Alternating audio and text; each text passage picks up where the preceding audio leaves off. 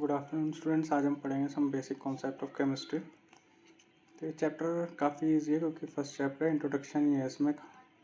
तो इंट्रोडक्शन में देखते हैं क्या क्या इंपॉर्टेंट है। पहले पेज में तो इतना कुछ इंपॉर्टेंट है नहीं, दूसरे में भी इतना कुछ इंपॉर्टेंट नहीं है। देन हम आएंगे direct third and fourth page में, जिसमें ये दवाइयों के नाम लिखे हुए कि सिस्प्लेटिन एंड टेक्सोल यूज़ होता है कैंसर के लिए, एंड AZT यूज़ होता है एड्स के लिए। तो सबसे पहला टॉपिक यही है। तो उससे पहले सब इंट्रोडक्शन हो, कभी आया नहीं पेपर में।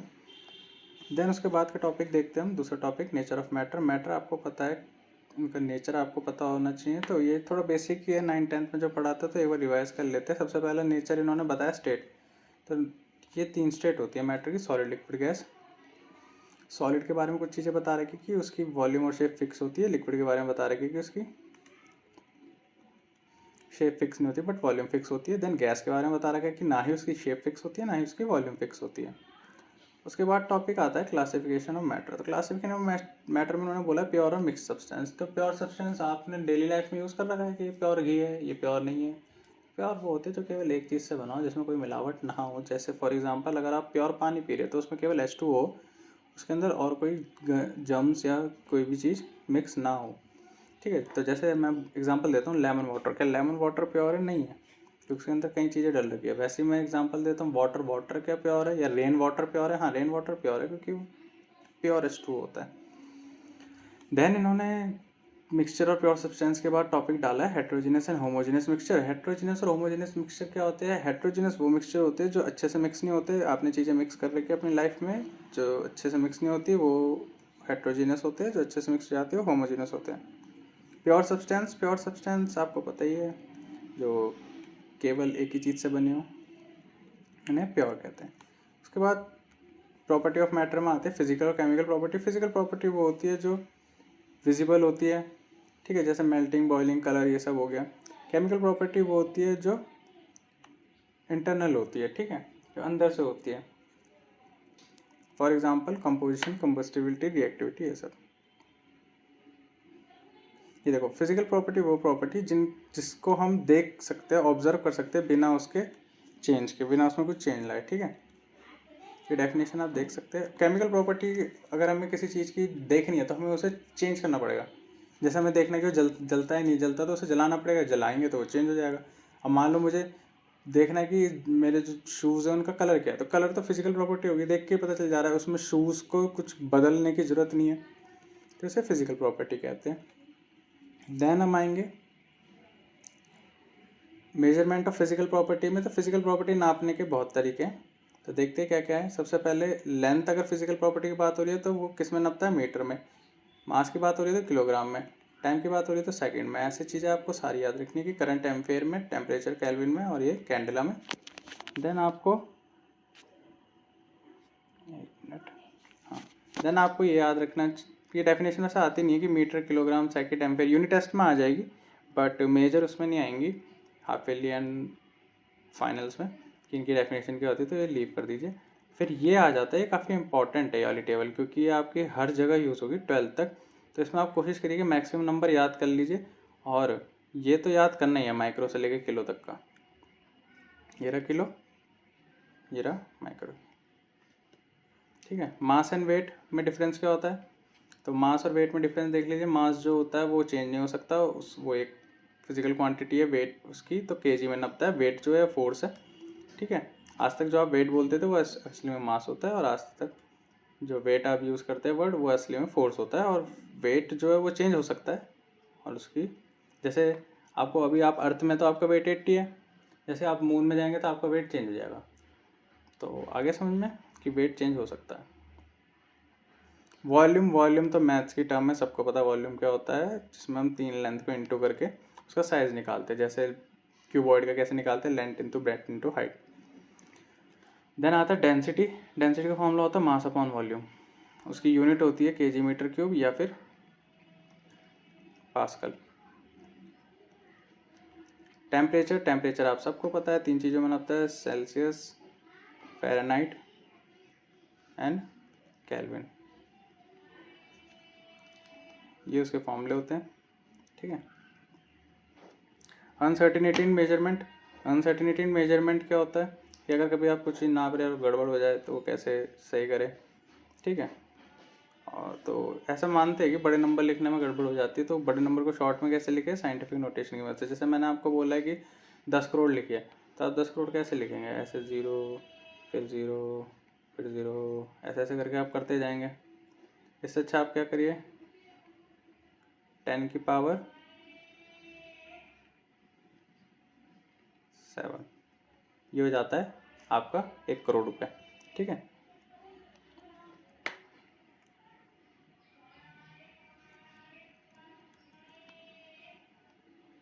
अब मल्टीप्लिकेशन डिवीजन बताने की जरूरत नहीं है आपको, एडिशन सब्ट्रैक्शन बताने की जरूरत नहीं है। सिग्निफिकेंट फिगर पर आ जाए। सिग्निफिकेंट फिगर बहुत नया टॉपिक है और बहुत ही आसान टॉपिक है। ये जो 4 इसकी डेफिनेशन दे रखी है या इसके रूल्स दे रखे हो याद कर लीजिए। सिग्निफिकेंट मतलब इंग्लिश में होता है ज़रूरी, फिगर मतलब नंबर। तो सिग्निफिकेंट फिगर मतलब ऐसा नंबर जो ज़रूरी हो, ठीक है। फॉर एग्जाम्पल ये देखिए, अगर हमने 285 लिखा है, पहला रूल कहता है कि अगर 0 नहीं है तो सारे नंबर ज़रूरी है, 0 है इसमें कहीं नहीं है ना तो ये सारे ज़रूरी है, 3 नंबर के तीनों ज़रूरी है। देन सेकंड आता है, वो कहता है अगर बीच में 0 लगा हुआ है, ये लिखा क्यों नहीं रूल, ये फिजिक्स में लिखा हुआ है, चलिए फिजिक्स, हाँ ये रहा फिजिक्स में थर्ड जो पहले लिखा हुआ है कि अगर 0 आ रहा है पर बीच में आ रहा है 2 नॉन ज़ीरो के, 2 ऐसे नंबर के जो 0 नहीं है, तो फिर जो 0 है वो भी ज़रूरी है, तो मतलब इसमें चारों ज़रूरी है। फिर सेकंड रूल क्या कहता है कि 0 अगर स्टार्टिंग में आ रहा है तो ज़रूरी नहीं है, ठीक है। ये देखो 0.03, 3 नंबर लिखे ना, 2 बार 0 और 3, पर तब भी इन्होंने क्या बोला, जरूरी कौन सा नंबर है, केवल एक, जो कि 3 वाला है। यहाँ देखिए 5 नंबर लिखे हुए, 3 बार 0 और 5 और 2, 5 नंबर लिखे ना 0.0052, बट असली में ज़रूरी कौन है, 5 और 2 केवल। तो याद रखिए लेफ्ट साइड अगर 0 लगा होता तो ज़रूरी नहीं होता। देन राइट साइड अगर 0 लगा होता वो भी ज़रूरी नहीं होता, अगर जब तक पॉइंट ना लगा हो, जैसे ही पॉइंट लग जाता है तो फिर ज़रूरी हो जाता है। देन पढ़ेंगे precision and accuracy. Precision and accuracy क्या होता है, प्रिसीजन मतलब होता है आपका जो आंसर आ रहा हो आसपास आ रहा हो, एक्यूरेसी होता है आपका जो आंसर है वो बिल्कुल एग्जैक्ट होना चाहिए। जैसे बहुत अच्छा सा एग्जांपल है, अगर आपसे पूछा जाए कि आपने शॉपिंग करी है, तो आपने मान लो 3,000 रुपये की शॉपिंग करी, तो आप क्या बोलेंगे कि मैंने 3,000 रुपये की शॉपिंग करी है। बस असली में अगर आपने 3,160 रुपये की करी होगी तब भी आप बोल सकते हैं कि 3,000 की करी, कोई बड़ी मिस्टेक नहीं है। बट अगर आप फ़ोन नंबर बता रहे हैं तो फ़ोन नंबर में आप एक भी नंबर ऊपर नीचे कर सकते हैं, आप नहीं ना एक्यूरेट बताना होगा। तो आगे एक्यूरेसी और प्रिसीजन का मतलब, प्रिसीजन का मतलब होता है आसपास आंसर बताना, ठीक है। कि अगर आपने 2,500 की शॉपिंग करी है तो आप यूँ कह रहे हैं कि 2,000 की शॉपिंग कर दी। अगर आपने 2,100 की शॉपिंग करी है 2,000 की कर दी, ठीक है। 1,900 की शॉपिंग करी है तो 2,000 बोल दिया, आसपास आंसर बोल दिया, कोई बात नहीं। पर एक्यूरेसी का मतलब क्या होता है कि एग्जैक्ट होना चाहिए, ठीक है। प्रिसीजन और एक्यूरेसी में और भी डिटेल्ड है, वो क्वेश्चंस के टाइम पे बताऊंगा मैं, ठीक है। देन आता है डायमेंशन एनालिसिस, ये आपने फिजिक्स में भी सीखा होगा, ठीक है। फिजिक्स में डायमेंशन एनालिसिस क्या होता है, इसमें हम बस डायमेंशन देखते हैं कि मीटर को किलोमीटर में कैसे बदलेंगे, ठीक है। किलोमीटर को मिलीमीटर में, तो ये सब चीज़ें डायमेंशन एनालिसिस होता है। यहाँ से शुरू करते हैं, काफ़ी इंपॉर्टेंट टॉपिक है, लॉ ऑफ केमिकल कॉम्बिनेशन। ये क्या कहता है, ये कहता है कि अगर आपको कोई भी केमिस्ट्री में रिएक्शन करना है तो आपको ये सब लॉ पता होने चाहिए। पहला लॉ क्या होता है, law of conservation of mass, 9th-10th का टॉपिक है। मास can nether created nor be destroyed. Law of definite proportion, ये भी 9th-10th का टॉपिक है, जो ये कहता है कि given compound always contain exactly same proportion element by weight. Simple से हिंदी में बताया जाए कि अगर आप कोई एक एलिमेंट ले रहे हैं तो उसका वेट हमेशा सेम आएगा। आप H2 ले रहे हैं तो हमेशा H2 कभी भी नापोगे तो आपका वेट 80 नहीं आएगा। Law of multiple proportion, law of multiple proportion क्या कहता है, अगर आप सेम चीज़ से बनी हुई कोई 2-3 एलिमेंट ले रहे हैं तो उनका वेट आपस में प्रोपोर्शन में आएगा। जैसे मान लीजिए आप हाइड्रोजन और ऑक्सीजन से बनी हुई चीज़ें ले रहे हैं, तो एक हो गया वाटर, तो वाटर आपको पता है ना हमेशा 18 आएगा, लिखा भी है। एक हो गया हाइड्रोजन पेरोक्साइड, ये भी हाइड्रोजन और ऑक्सीजन से बना हुआ है, वाटर भी हाइड्रोजन ऑक्सीजन से बना हुआ है, पर इसका वेट 18 है, इसका वेट 34 है। डिवाइड करोगे तो रेशियो में आ जाता है, ठीक है। तो यही वो कहना चाह रहा था। ये लुसाक लॉ ऑफ गैसेस वॉल्यूम, ये थोड़ा नया है वैसे। लॉ के बारे में एडवांटेज बता दूं, बस फॉर्मूले याद कर लीजिए, ओह सॉरी, बस डेफिनेशन याद कर लीजिए और 1-2 क्वेश्चन कर लीजिए इनके, ये इससे ज़्यादा नहीं आते, कोई डीप कॉन्सेप्ट नहीं है। तो गेलुसाक लॉ ऑफ गैसेस वॉल्यूम क्या कहता है, अगर आपने केमिकल रिएक्शन करवाई है जो गैस की, तो उनके वॉल्यूम के हिसाब से जो प्रोडक्ट बनेगा वो भी आपस में फैक्टर होंगे आपस में ईजिली डिवाइड हो जाएंगे। तो कोई थोड़ा कंफ्यूजिंग है क्योंकि मैथ्स आ गई केमिस्ट्री में, तो इतना कुछ नहीं है, बस ये बोलना चाहते हैं कि आपस में टेबल में आएंगे, एक किसी ना किसी से तो ये कट जाएंगे, क्योंकि ये सेम फैमिली से, जैसे अगर आपके कोई भी दूर का रिश्तेदार है तो कहीं ना कहीं वो टकराया जाएगा कि हाँ ये मेरे चाचा का है, मामा का है, ऐसे करके, तो वैसे कोई ना कोई रिश्तेदार निकल ही जाएगा। तो इसमें भी ऐसे ही होता है कि वो कहीं ना कहीं कट ही जाएगा। अब वोगैड्रो लॉ ये कहता है कि अगर आपने सेम प्रेशर सेम वॉल्यूम में रख रखी है चीज़ें तो उसके अंदर मॉलिक्यूल भी सेम होंगे। ये आपका हाइड्रोजन है, इसका प्रेशर भी सेम है, इसका वॉल्यूम भी सेम है, तो इसके अंदर 10 मॉलिक्यूल है तो इसके अंदर भी 10 ही मॉलिक्यूल होंगे, चाहे वो ऑक्सीजन हो चाहे कुछ हो। ये ऑक्सीजन है, इसका भी प्रेशर और वॉल्यूम बिल्कुल सेम है जैसे इस हाइड्रोजन का था, तो दोनों के अंदर मॉलिक्यूल सेम होंगे। एटॉमिक एंड मॉलिकुलर मास है तो बताने की भी जरूरत नहीं है। एटम के मास को एटॉमिक मास कहते हैं, जैसे हाइड्रोजन का 1 होता है, ठीक है। मॉलिकुलर मास जो है, मॉलिकुलर मास मॉलिक्यूल के मास को कहते हैं, जैसे H2O का 18 होता है। निकालते कैसे है, अलग अलग को प्लस करके, जैसे मॉलिक्यूल CH4 है तो C को प्लस करो और हाइड्रोजन को प्लस करो, सिंपल।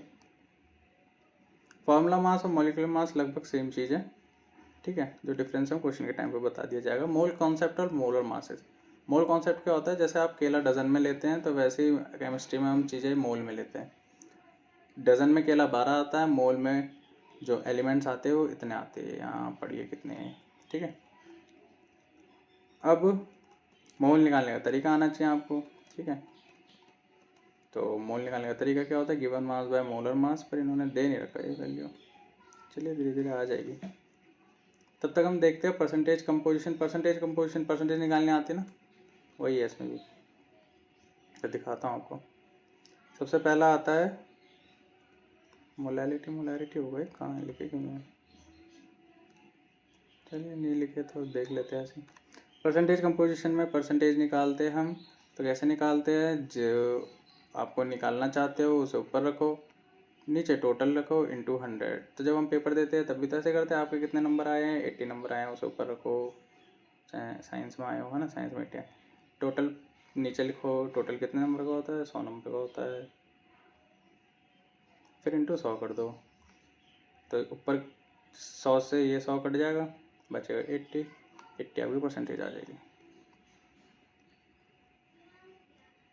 देन उसके बाद स्टोइचोमेट्री आ जाती है। स्टोइचोमेट्री है थोड़ा कॉम्प्लेक्स, तो इसको सिंपल भाषा में करें तो बैलेंस करना कहते हैं, ठीक है। तो आपको 9th-10th में सिखाई गई थी बैलेंसिंग कैसे करते हैं। तो लेफ्ट साइड के एलिमेंट देखिए, राइट साइड के एलिमेंट देखिए, जो कम है उसे मल्टीप्लाई करके बैलेंस कर दीजिए। जैसे यहाँ देखिए, यहाँ ऑक्सीजन 2 था, यहाँ ऑक्सीजन 4 थे, तो इसलिए हमें यहाँ ऑक्सीजन 2 से इंटू करना पड़ा। लिमिटिंग रिएजेंट, ये थोड़ा नया टॉपिक है, ठीक है, और थोड़ा डेली लाइफ से इंक्लूड है, कोई रॉकेट साइंस नहीं है। लिमिटिंग रिएजेंट, लिमिटिंग मतलब कम, रिएजेंट मतलब रिएक्टेंट जो हम यूज़ कर रहे हैं रिएक्शन के लिए। तो जो भी रिएक्टेंट पहले ख़त्म हो जाता है उसे कहते हैं लिमिटिंग रिएजेंट। जैसे आप रेस कर रहे हैं, रेस में जो पहले थक जाते हैं उन्हें लिमिटिंग रिएजेंट मान लीजिए, और जो आखिरी तक दौड़ पूरी करता है और फर्स्ट आता है उसे वो लिमिटिंग रिएजेंट नहीं होता, उसका अपोजिट होता है, ठीक है, एक्सेसिव रिएजेंट मान लीजिए। अब आते हैं इसके टॉपिक पे, ये आपके 12th में भी आएंगे। Mass percentage, mole fraction, molarity, कुछ नहीं करना है, इन चारों के फॉर्मूले याद कर लीजिए बस, सिंपल एंड सोबर। ज़्यादा दिमाग लगाएंगे तो जेई क्लियर हो जाएगा, कम पढ़ेंगे तो बोर्ड क्लियर हो जाएगा। तो कोशिश करिए कि पहले बोर्ड कर लीजिए फिर जेई पे ध्यान दीजिए। तो इनके फॉर्मूले देखते हैं।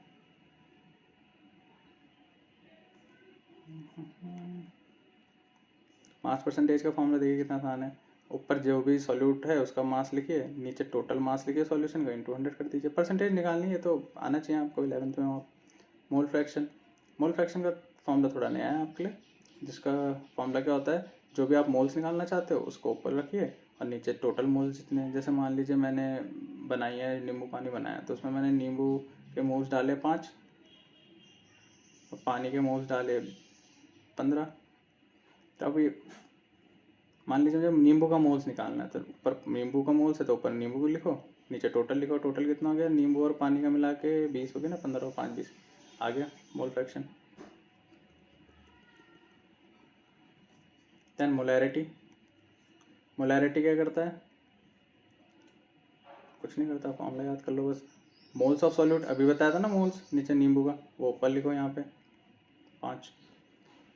अब ये चीज़ याद रखना, वहाँ नीचे आपने मोल से लिखे थे सॉल्यूशन के, यहाँ मोल्स नहीं लिखना, यहाँ वॉल्यूम लिखना है। अब मान लीजिए मैंने 2 लीटर बनाया है नींबू पानी का, 2 लीटर लिखूँगा, भले ही उस 2 लीटर के अंदर 20 नींबू पानी की बूंदे हो, पर आप 20 नहीं लिख सकते क्योंकि 20 मोल्स है। हम मोलैरिटी निकाल रहे हैं तो नीचे वॉल्यूम आता है। अब एक और चीज़ समझ जाओगे, यहाँ पे नीचे मास आता है, ठीक है। अब मान लीजिए वही 2 लीटर का जो मैंने बनाया नींबू पानी वो 2.5 किलो का है, तो 2.5 नीचे लिखना पड़ेगा, क्योंकि उसका वॉल्यूम है 2 लीटर, उसका वजन नहीं है। उसका वजन लिखना है नीचे 2.5 kg, और ऊपर वही नींबू जितने थे, नींबू के मोल्स कितने थे 5। मोल्स निकालने का मैं फॉर्मूला बता देता हूँ, काफ़ी इंपॉर्टेंट है।